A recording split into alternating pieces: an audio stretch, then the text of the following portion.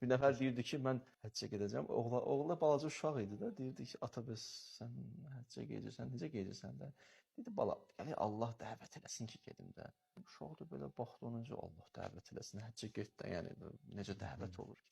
Bir gün gecə yatanda uşaq da biraz dəcəl uşaqdır. Gecə saat 3-də durur yuxudan, otağın o tərəfindən qışqırır, Əhməd, Əhməd kişinin adı Əhməd imiş. Bu da yuxudan bir təhər oyanır. Deyir, hə, eşidirəm, nə səsdir bu? Deyir, Əhməd, bu il səni həccə dəvət elədik.